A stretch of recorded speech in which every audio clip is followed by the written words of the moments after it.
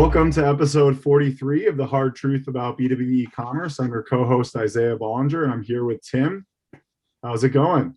Hey, it's great. So, hey, I'm Timothy Peterson. Welcome, everybody. So glad to have you back. And we're recording this at the beginning of Memorial Day weekend. So I hope everyone has had a great holiday by the time you listen to this. Let me give a quick shout out to our sponsor, Punch Out To Go. They are a global B2B integration company specializing in connecting commerce business platforms with e-procurement and ERP applications. Punch Out To Go's iPaaS technology seamlessly links business applications to automate the flow of purchasing data.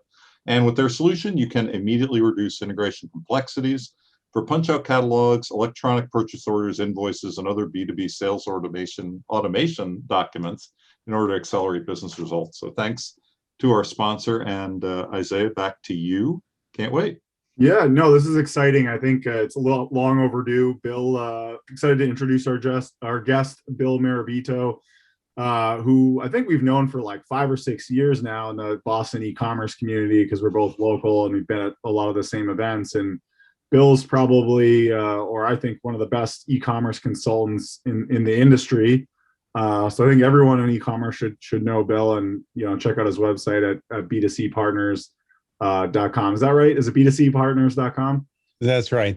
Thanks, Isaiah. Yeah. So tell us, I mean, you've been in e-commerce pretty much your whole career. I think you started kind of really at BJ's was like the main kind of place that you started. Is that correct? So can you kind of give us the background how you got to where you are now and how you mainly focus on kind of mid to larger enterprise e-commerce at this point? Sure. Well, my career goes back all the way to the early 90s, where I got started at an ad agency in Boston, Bronner Schlossberg Humphrey, which became Digitas. And so I was there for 5 years, and toward the mid 90s, as the internet was emerging as, an interesting tool that could be used commercially, I was an advocate within the agency for moving in that direction, that digital direction. Eventually, it took over the firm. I left the firm in the mid 90s and then ended up going to a number of startups. Some in consulting, some in technology. It was kind of an interesting ride in the late 90s with the .com bubble. Yep. And around 2001, I joined BJ's as their first head of e-commerce. In fact, I started out there as a consultant, and they were not transacting online at that time. And so I helped put together the business plan to move in that direction, and it's been a great ride since. And so that's how I got my start. Well, it's great to have you here, and for our listeners to know too. I mean, I know Bill for a while. I go way back. I don't know how many years actually since we connected, but the e-commerce space is both big and small. So I certainly knew about Bill and all the quality work he was doing long ago. So it's great to have you here as a guest. Thank you so much, Tim. Yeah, and tell us about now. In the last while now, like you said earlier, it's been 15 years of doing your consulting business. Sounds like you've mainly been helping companies implement platforms like Salesforce, Magento, Shopify, that kind of stuff. Refactor their business to be successful online. So tell us a little bit about that and how that, obviously it's different from the BJ's days. Sure. Well, I mean, so B2C Partners started in 2007, and I saw that there was a need in the market for consultant practitioners, people who had worked on the client side as an executive with the board, with the management team to help change the DNA of the organization.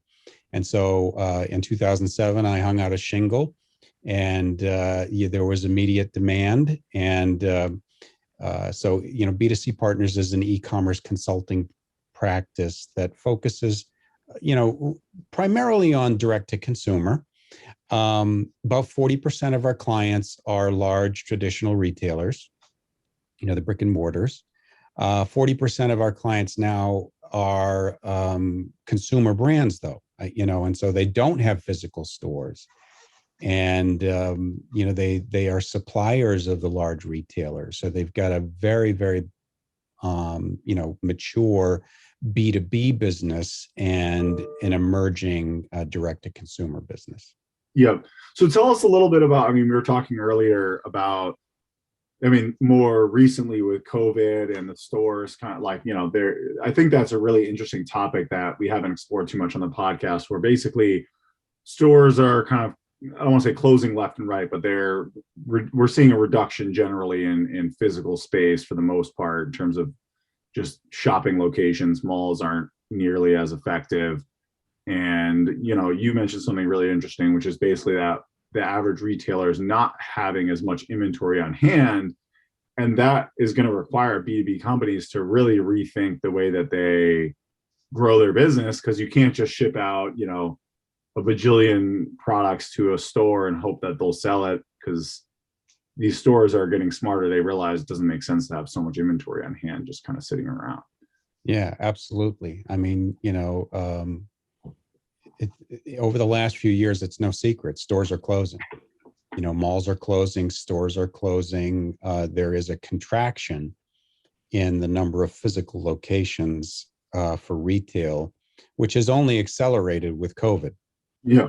And, if you are a consumer brand, a wholesaler, a supplier of these retail companies, and you depended on their, purchase orders and, carrying inventory in all of their locations across the country, when those locations are closing, their orders are shrinking. And so if you're a manufacturer and you want to grow, even just sustain your business, a lot of those consumer brands are motivated to up their game in the direct to consumer. I had one CEO of a consumer brand that I worked with who said, "Retailers suck at retail, so I've got to get better at direct to consumer." I heard, Bill, this is so funny that you say that, because I actually heard that, and I'll mention the store, but not the person. I heard that from somebody at Nordstrom, recently. They said, they try very hard because in general, retailers suck at retail. And it is remarkable, but true. A lot of my early career was in retail before I moved to e-commerce. And, there was kind of a heyday, where things were pretty remarkable for a while, but that's long gone. And, you really have to look for something that's truly great out there. And the brands have to do a tremendous amount of the work now. Yeah. Yeah. Yeah. So tell us a little bit about what you're seeing from these brands that more control the product, the manufacturers out there. Like, it sounds like they're definitely, and we're seeing this too, getting more aggressive with going direct to consumer. But they're also much more open to, what we're seeing too, is they're much more open to just kind of opening their website to everybody, including businesses. So the business buyers can almost transact more and more similar to consumers. And it's kind of like this more fluid e-commerce experience that anyone can buy from, I know we were talking about iRobot as work with iRobot. That's a good example where it's like they're, selling, you can buy on their website, you can buy at Best Buy. So they're selling to B2B, into the retailers. And I'm sure they're opening up their website to be, useful for pretty much anyone to buy from, Yeah. Yeah. They're investing in the digital channels, no doubt. They're investing in technology, they're investing in marketing, they're investing in talent. And, they want to know how to spend their resources wisely. Not every company has, such deep pockets that they've got money to burn. Yeah. And, all the time in the world, right? They've got to nail it, and they've got to make it happen soon. So in my practice, we do help our clients, whether they're traditional retailers or consumer brands, we help them accelerate digital growth. And you showed us a really in some ways it's a very straightforward model, and it's kind of like the obvious levers that you have to pull. But I completely agree with you that people don't think about them holistically. They get really focused on one lever, or they hire an agency that does one of those levers. So talk about like how you accelerate that growth, because I think that applies to any type of e-commerce business. Well, I think it's interesting because when you talk to service providers, if they're a marketing agency, everything is about attracting eyeballs and foot traffic, right? It's all about the number of qualified prospects that you bring to the door, and so that's what marketing does. They attract visitors, and they do a great job of that. And if you can attract more visitors, you grow your business. There's no doubt about it. But you grow, incrementally and linearly, right? And so it's kind of a 1-to-1 ratio, right? I bring more people in the door with the same conversion rate, and so I have incremental growth. When you talk to a design firm, though, they're all about the customer experience. And so they talk a lot about engagement. They don't think too much about the attract piece, but they talk about engagement. And so everything is about the experience once they get there, right? Yeah. And how do we get them to put something in the cart? So how do you engage guests to get them to create a cart? And they're very good at that. And if you can improve in that dimension, then you grow linearly. And so there are many different steps along the customer journey. Not just getting to the door, right? Not just attract, not just engage, but also convert and customer retention, or keeping the customers you get. And so, we say that if you can improve in any one of those distinct areas, you do grow. But if you can improve in multiple dimensions, they have a compounding effect on each other. And that's where you can really accelerate growth and see the And that's what people don't realize. If you double traffic, double conversion rate, double average order value, or double retention or whatever, all of those things, all of a sudden you're growing by like 10x or 16x. Like the numbers get crazy. Yeah. So it's exponential at that point. Instead of even just doubling traffic and doubling conversions, you'd grow at 4x instead of 2x. So yeah, I think I think you're really right about how companies struggle to kind of balance all of that. I think especially in B2B, they're not as sophisticated at that kind of data-driven mindset. You know what I mean? Because I think a lot of them historically, they're used to kind of phone orders. It's hard to have that data, right? When people are calling you in, you don't have this like Google Analytics data historically from the way you used to run your business. So they're not as, I think, far along in that mindset. And I think you mentioned something really interesting, where if you just look at anyone's data, and I think we do the same thing, it's like, it's usually pretty obvious where the major problems are. Maybe they have, like, I see this all the time, where their conversion rate is like less than 1%. It's like, all right, if your conversion rate's less than 1%, then that's an immediate like red flag, major problem, unless you have some crazy expensive product that, there could be some weird exceptions where that makes sense, but generally that's like a red flag, right? Yeah, I mean, here's the little secret, right? The answer is almost always right in front of them. Yeah. And the data is readily available and is always sitting on someone's desk, and no one's looking at it, or if they're looking at it, no one's acting on it.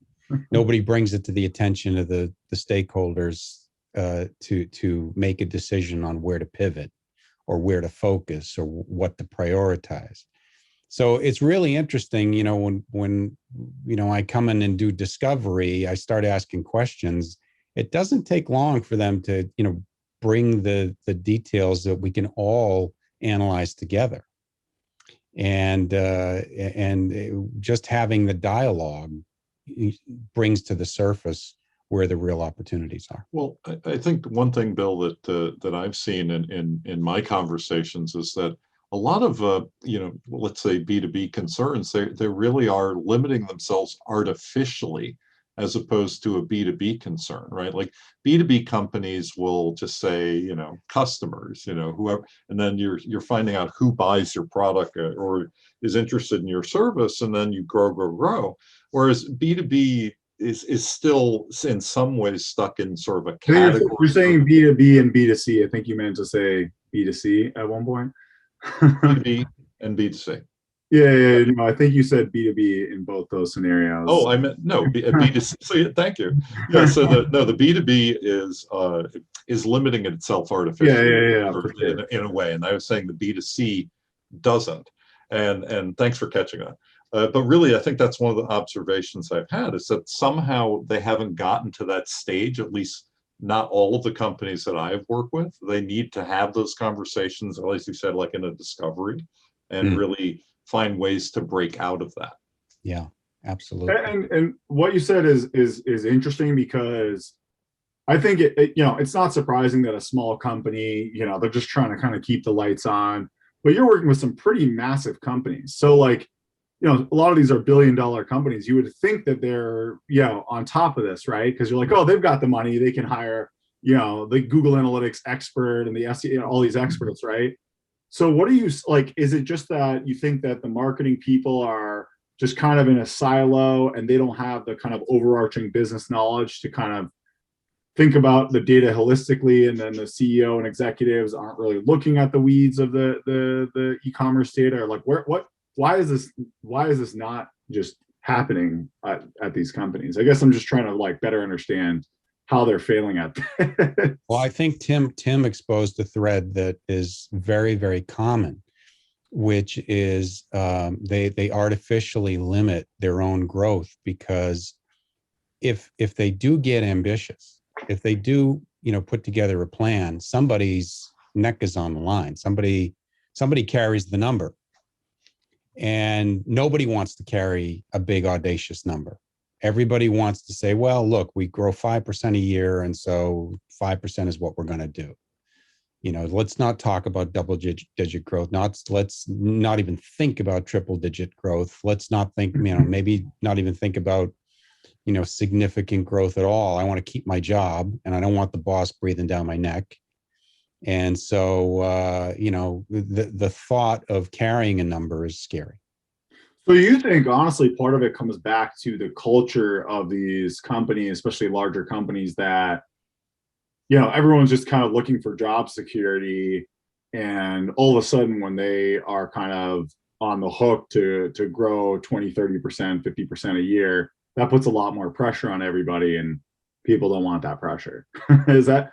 And they don't want the pressure unless the pressure is there, right? And so a lot of times when they reach out to a consultant, it is crisis already, right? The crisis has already blossomed.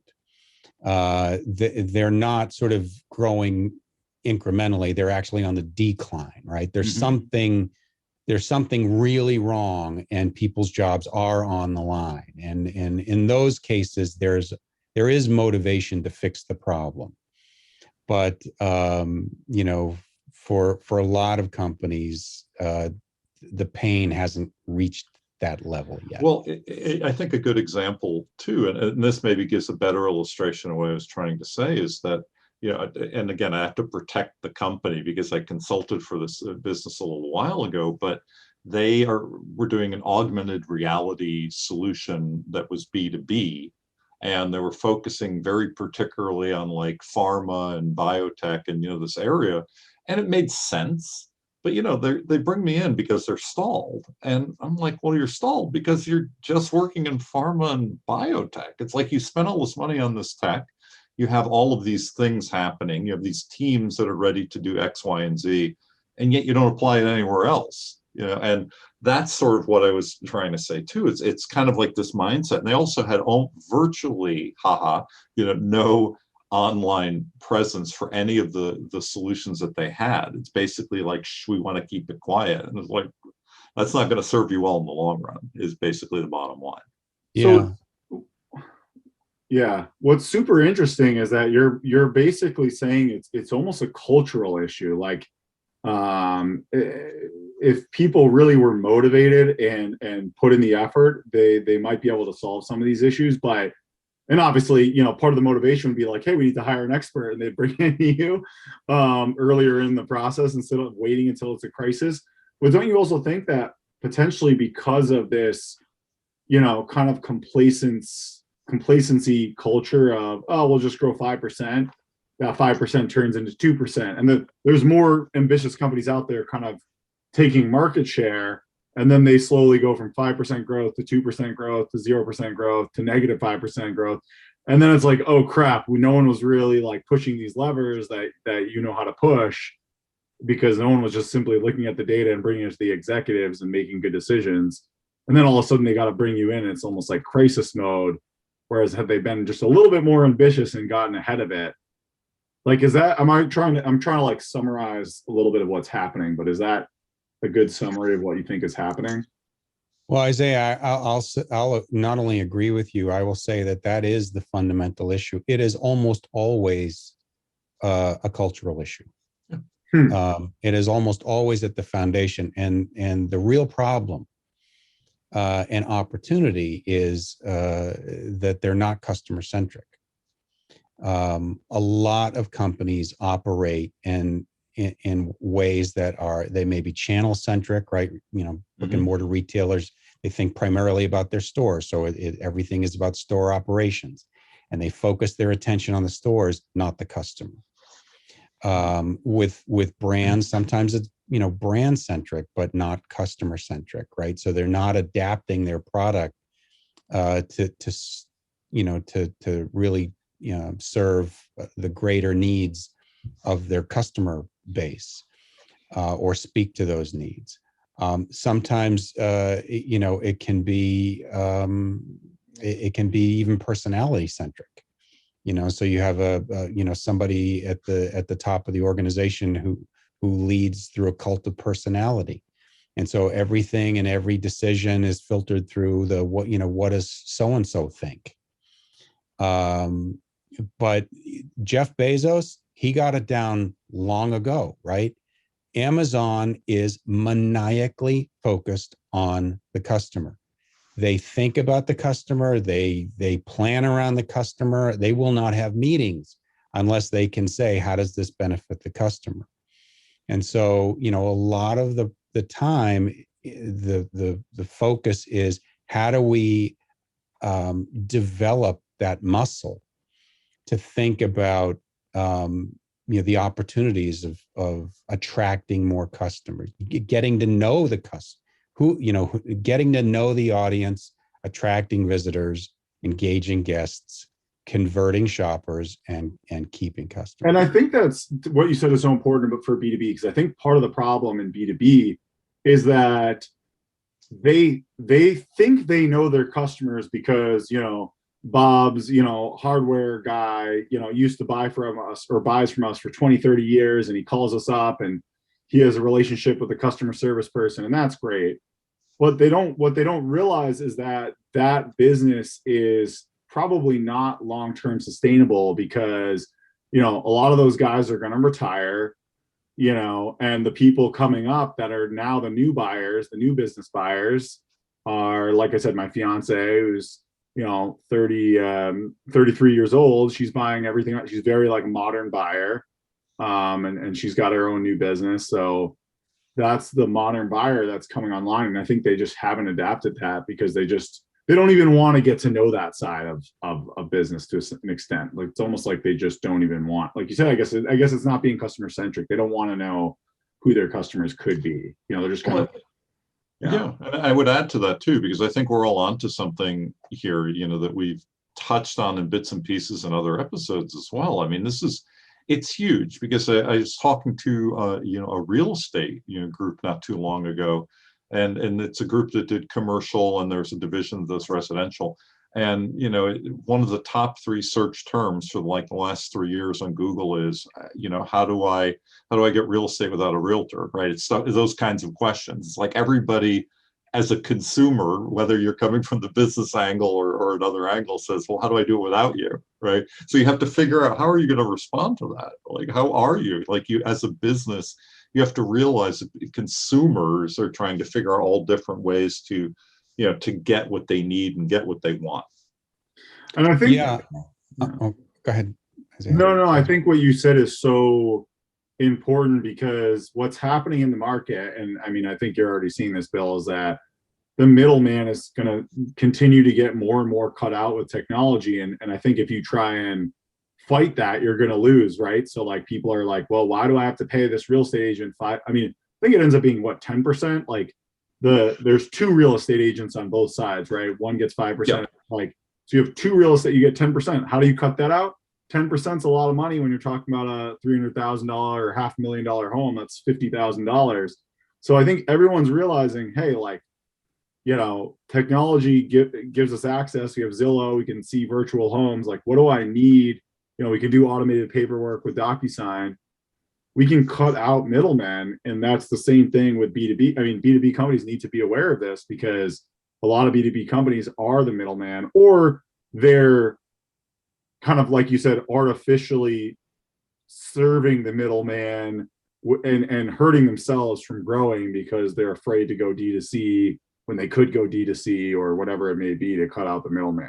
So I wanted to, like, I think that's such an important thing that companies need to realize, that if you fight this trend, I think it's a losing battle, because it's just, Yeah, absolutely. I also want to, kind of follow on something Tim just said, which is, you need to be, customer centric, even at the B2B on the B2B space. Mm-hmm. I was working with a multi-billion-dollar B2B company recently, and when we always say, try to figure out who the customer is, right? Because we need to know who they are in order to attract them and engage them and so forth. And I find in most B2B companies, there are multiple levels of the customer, even within the same company. There's the decision maker on, who's going to say we're going to work with, which company. And so, it's usually the key decision maker, in the business customer. It could be the owner, it could be the CFO, it could be, anybody, but somebody's signing off on the vendor relationship and saying, we approve you as a vendor, but they're not necessarily making the purchases. That's right. And so that's the point, right? Is that, there's always someone in the field who's, pulling the trigger on a regular basis, cutting these purchase orders and saying, I need the product. And so you've got to be able to serve at multiple levels, first on the account provisioning, but then, in the day-to-day transactions to serve the needs of the business.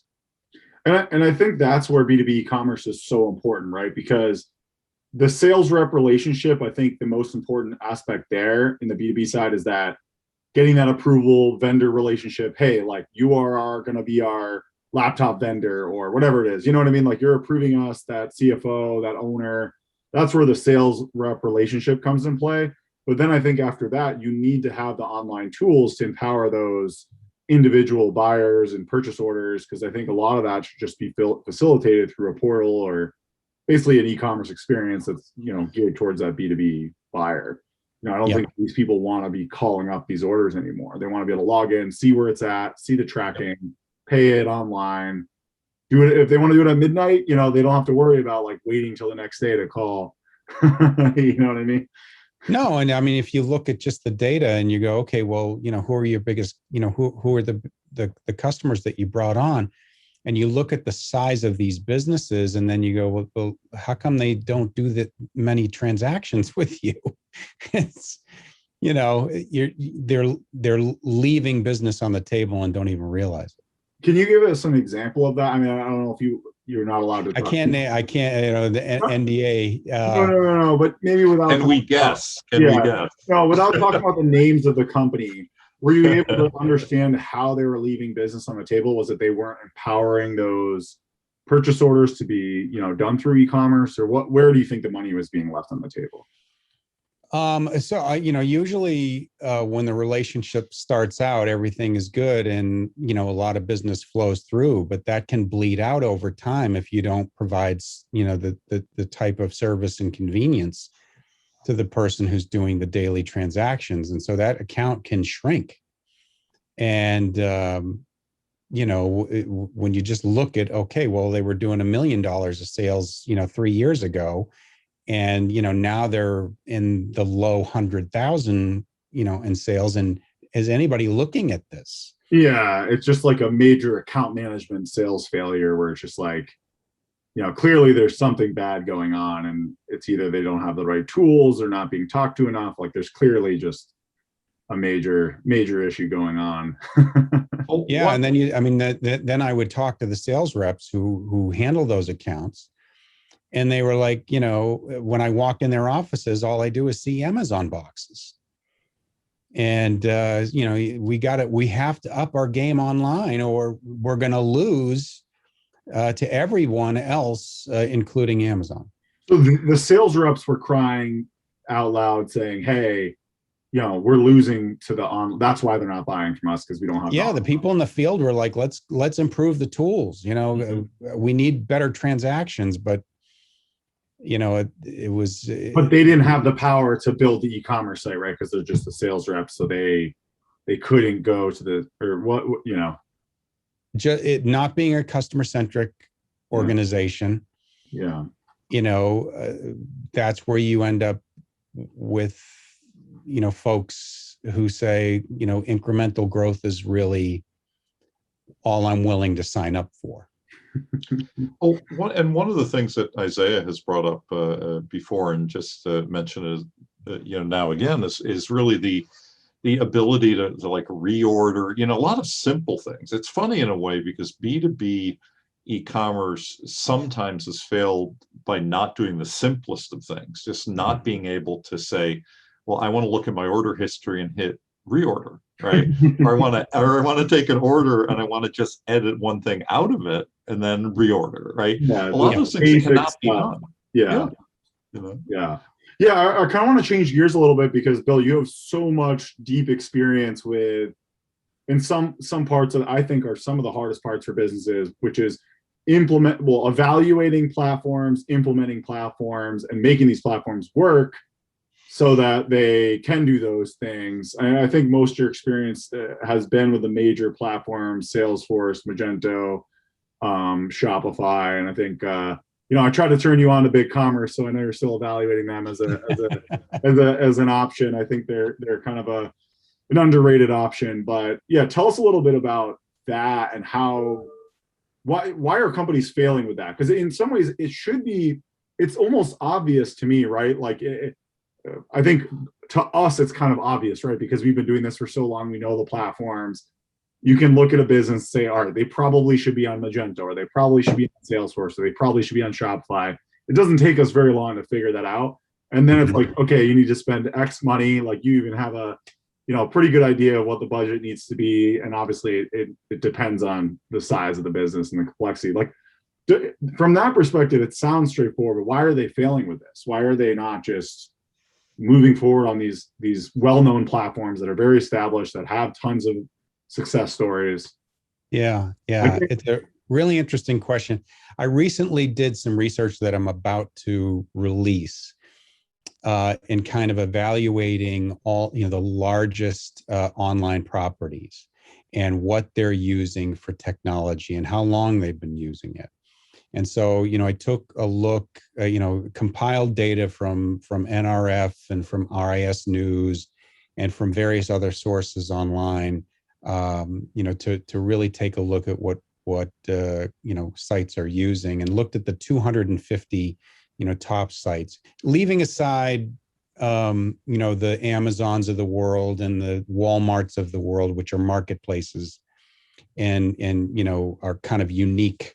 So who's number one below that? I'm just curious. That's not who's the first in this list, if just over perspective that we can kind of understand. Sure. Well, so I looked at the companies, and there were about 250 of them, And if about 50 of them, which is 20%, are still using something that's undetermined, right? So it's not a recognizable platform. It could be homegrown, it could be headless. There's really no way to tell. But it could be custom. I mean, at that size, it's not surprising to me that they might have like an internal engineering team and built out a custom solution or yeah. So about 20% of them are still doing custom. 93 of the 200 remaining were using Salesforce Commerce Cloud. So Salesforce is really kind of taken on the B2C side, especially with fashion, footwear, and several other categories where it's like an Adidas. I think Adidas uses them, right? Yeah. So, and then the rest are kind of split between Shopify is in there, Magento is definitely in there. There's still a lot of companies that are using things like SAP and Oracle and HCL, which is they took over for IBM WebSphere. Yeah, I can't believe people are still on that. Yeah, and it's crazy, especially with those last three that I just mentioned, Oracle, SAP, and HCL. I would consider those almost legacy systems, right? They were monolithic, and they were acquired in order to develop some kind of cloud-based architecture. But at the end of the day, it's still the old stuff. Yeah. And it is designed to be embedded deep within the system in ways that it cannot be easily extracted. And so a lot of these companies, are, working on fragile systems that were developed, 20 plus years ago, that have these old dated platforms just, deep under the hood. Yeah. And so, obviously some of these, 250 have figured out, and I'm sure some of the custom ones are doing well because maybe they have a good engineering team, and, some of the more modern, platforms like Shopify, Magento, Salesforce are doing well. But, there's some people that it sounds like they're just kind of stuck in the legacy side of things and haven't. I'm sure it's just they just don't want to deal with the cost. I'm guessing that's what it is of switching, right? Or maybe they're just entrenched into that vendor relationship. But my guess is a lot of them just don't want to deal with that giant switching cost. They don't want to deal with it, or there's resistance within the IT organization. I can't tell you how often I come across this, I'm sure you do too, where there's a CIO, whether they're at a brick and mortar retailer or they are at a consumer brand, who fancies themselves as, a tech entrepreneur. And, they have convinced themselves that, they can build their own applications in-house. So they hire developers, or sometimes they contract, and they build these applications that they end up needing to maintain over time. And the market just changes too quickly. I mean, retailers are not software companies. Manufacturers are not software companies, and they shouldn't try to be. That's why everything is really, the momentum is with the cloud-based solutions, because they've really disrupted the way that software is delivered, right? Yeah. You subscribe, and it's just kept up to date. And it works. Yeah. And you can customize it, but you don't have to worry about all the behind the scenes, upgrades and infrastructure. So I totally agree with that. But let's kind of go, down market a little bit. Because obviously most companies aren't in the top 250. Why aren't companies, in some ways I think they should have an easier time just going forward with a Shopify, Magento, or Salesforce, or whatever it may be, and just starting to make these improvements. Like why do you think they're stuck on either an old platform or just not being successful in that way? Um, are you talking about the mid-market? Yeah, kind of like more the mid-market, maybe the upper mid-market. Because in some ways, I think they should have an easier time making this transition, but it seems like a lot of them are also still kind of stuck, on something old or just can't approve the project.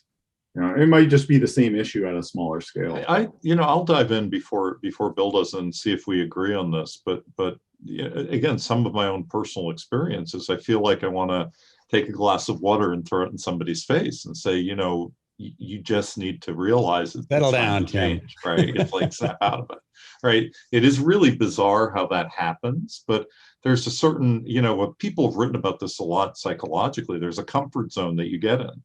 There's just a comfort zone, and you have all of this entrenchment, as you said, Bill, right? That it's kind of, you need somebody to come from the outside and say, guess what? This is your opportunity to make a change. And it's extraordinary that that's the case, but that's been my experience over and over again, small, mid, and upper market. Yeah, I guess what I'm getting at though, Bill, is that do you think it's that there's that fear of failure of these project implementations, and I think there's so many failed stories out there that maybe what they have kind of works, and it, like you said, it gives them slight incremental growth, and there's that fear of this big projects that they really don't know how to implement or manage, and Yeah, no, I mean, I think, look, when I started the practice, it really was about vendor selection. I spent the first year at B2C in the field with all of the vendors, spending weeks and weeks of time under the hood with their sales engineers saying, show me, show me, show me, talking to their customers. I thought I was going to be the JD Power and Associates of vendor selection. And, so clients started calling, and they wanted to know what was out there and who to choose.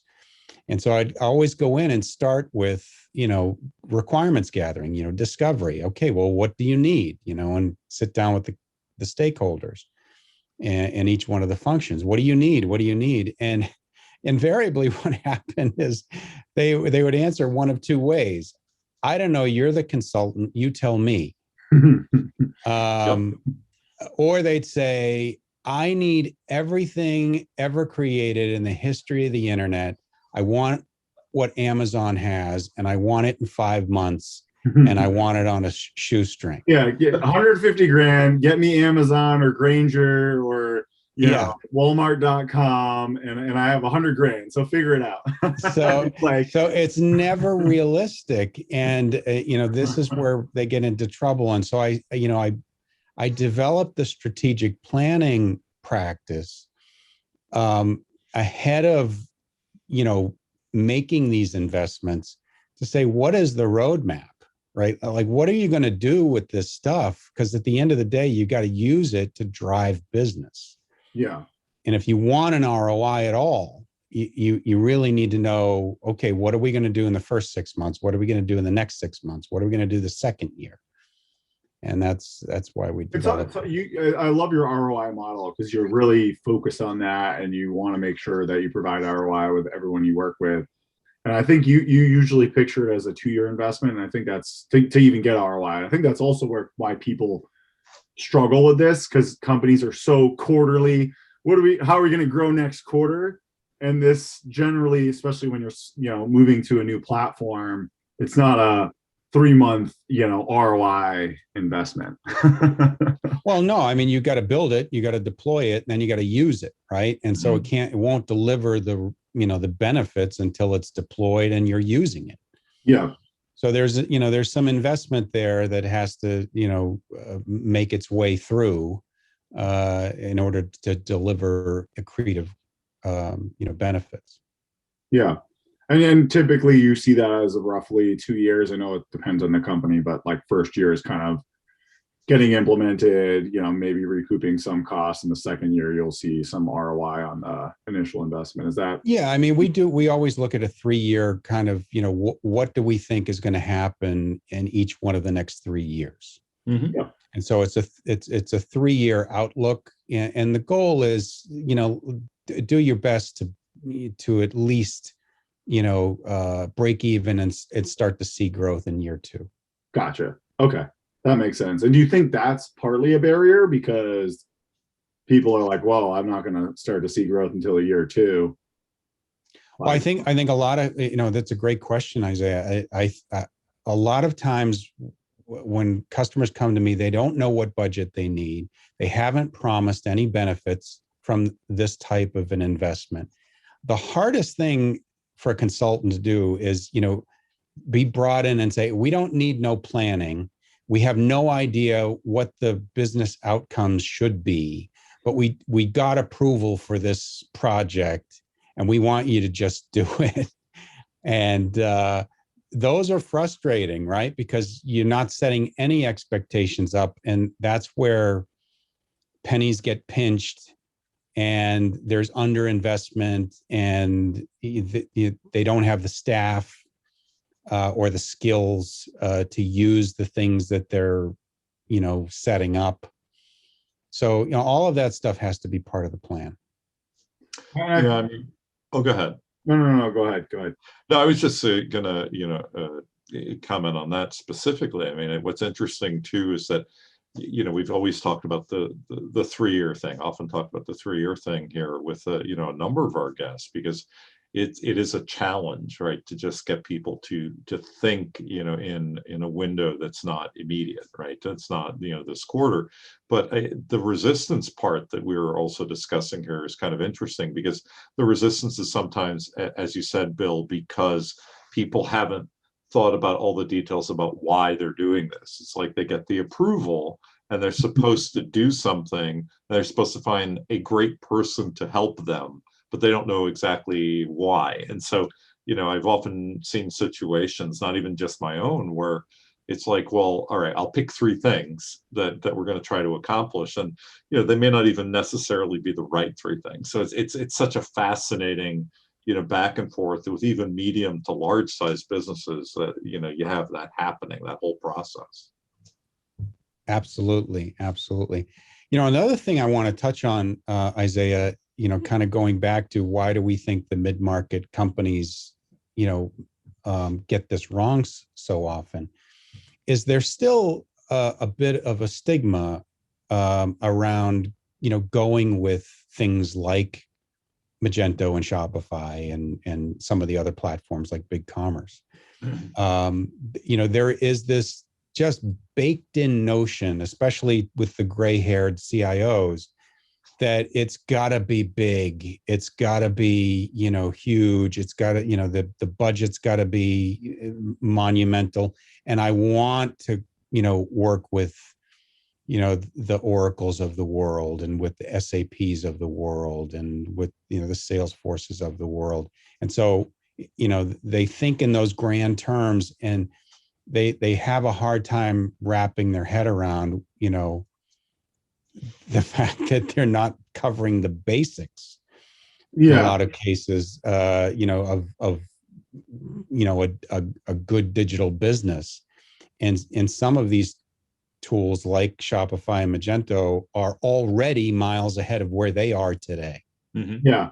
And so rather than just saying, hey, look, let's make a medium investment, hire a Trellis or many of the other firms that do Shopify, Magento, BigCommerce, Salesforce, or whatever, and let's get one of these modern platforms, do the basics really, really well. They're like kind of almost overthinking it and trying to go beyond where they should even be focused. Is that trying to kind of like reword it back to you so I understand it, and so people can understand? Is that what you think's happening? Is they're trying to go beyond where they're even at? Like they're trying to... yes. Yeah. I'm working with a client right now. They brought me on, they were spending hundreds of thousands of dollars in support costs a year with this one piece of technology that was, dated. And it was one of the big names of technology. And I had, looked at what they were doing with it and said, there are tools, kind of at the Shopify level, adjacent to that can serve you for half the cost.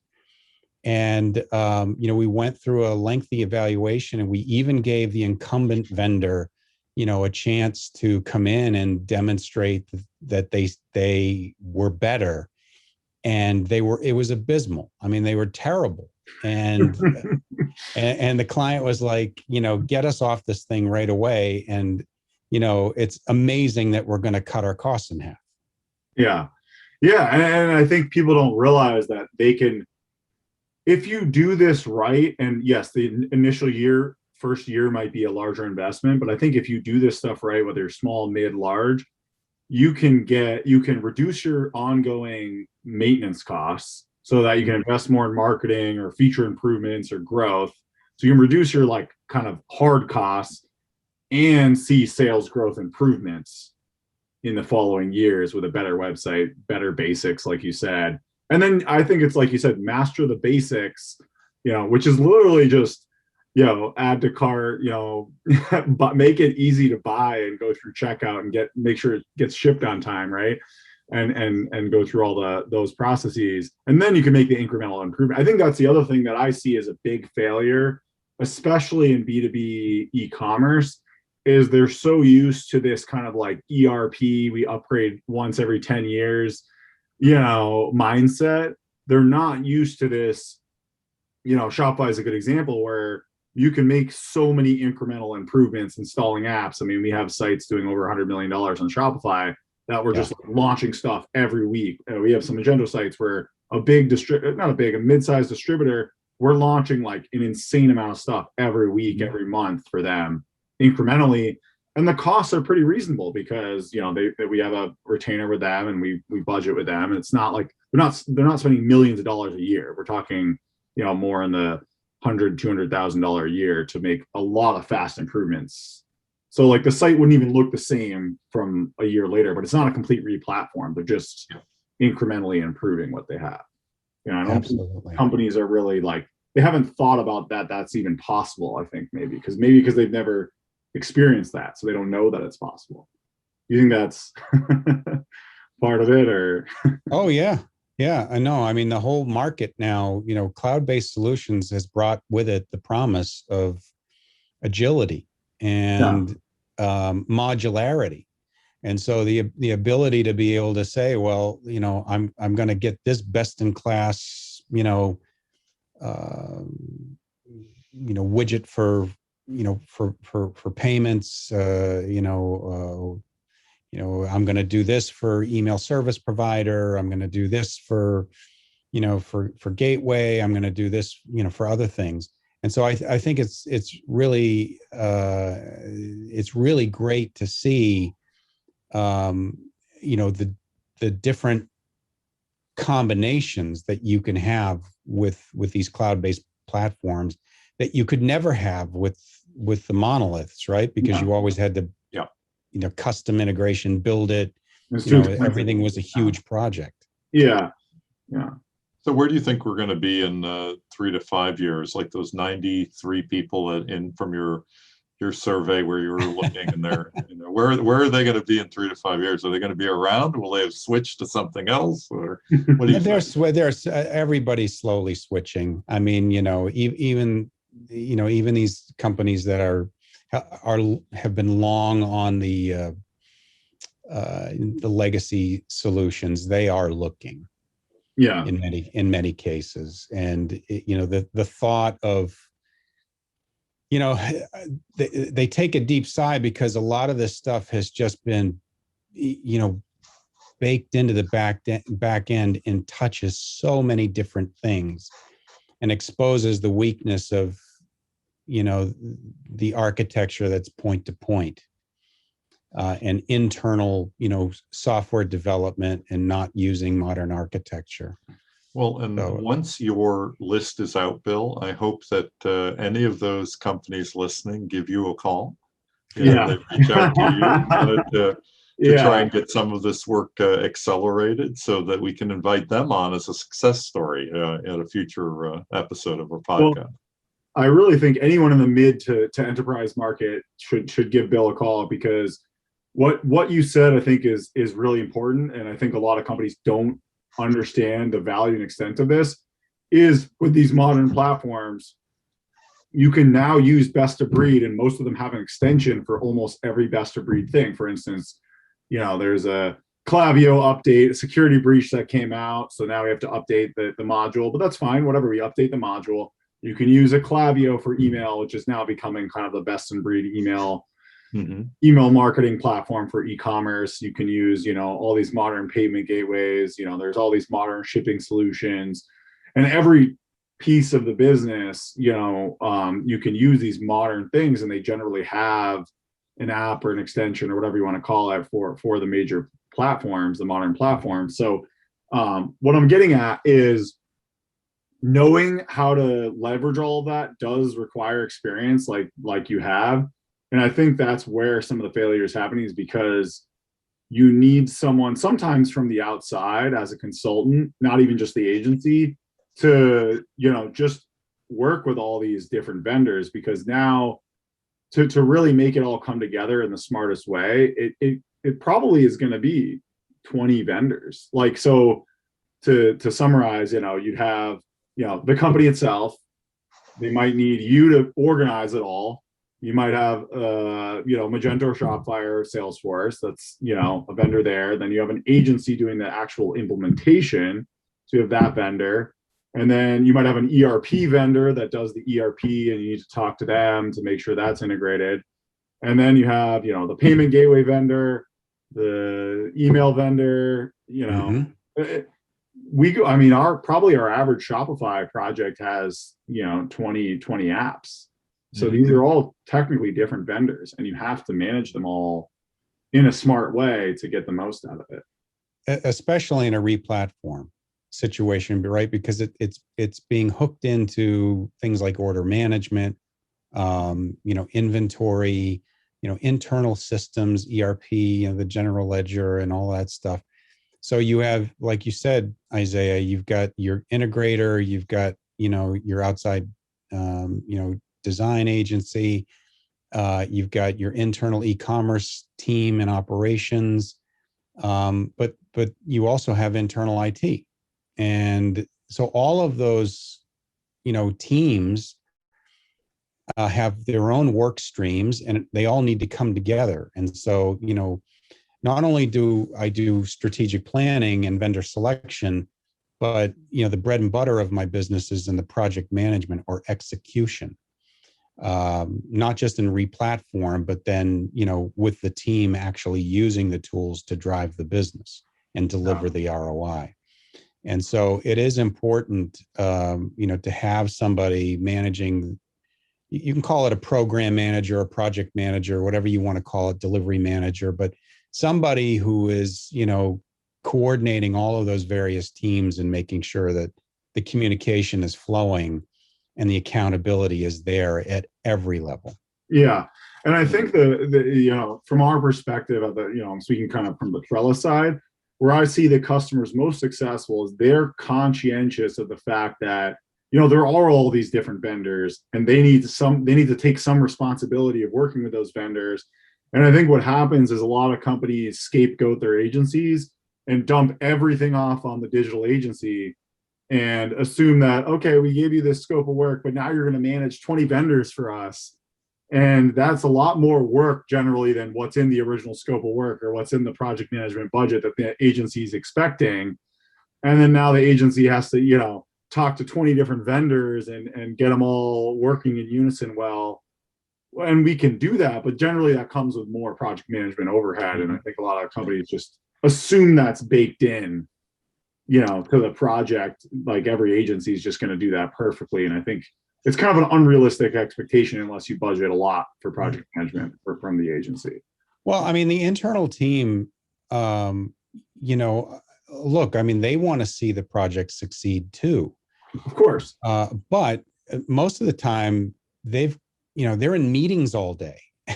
Yeah. They're in mandatory meetings, or they've got 15 other projects, and, somebody's breathing down their neck, and nobody's, making room for them to succeed. Nobody's drawing attention to when things start to fall behind. Because when it's managed by any one of the contributors, whether it's the integrator or, managed by internal IT, they're always going to paint the rosy picture of the things that they're doing.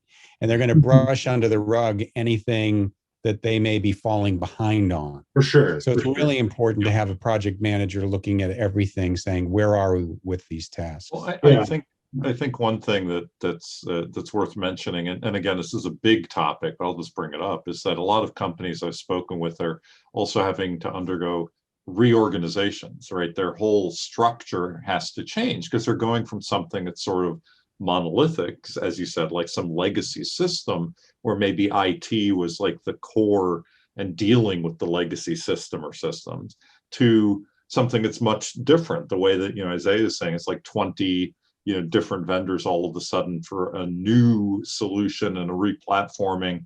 And it's marketing, it's sales, it's merchandising, it is IT, it's all of these different things, right? So you have to think about how the company's supposed to be structured, when you're making these changes, as opposed to how it was structured in the old way.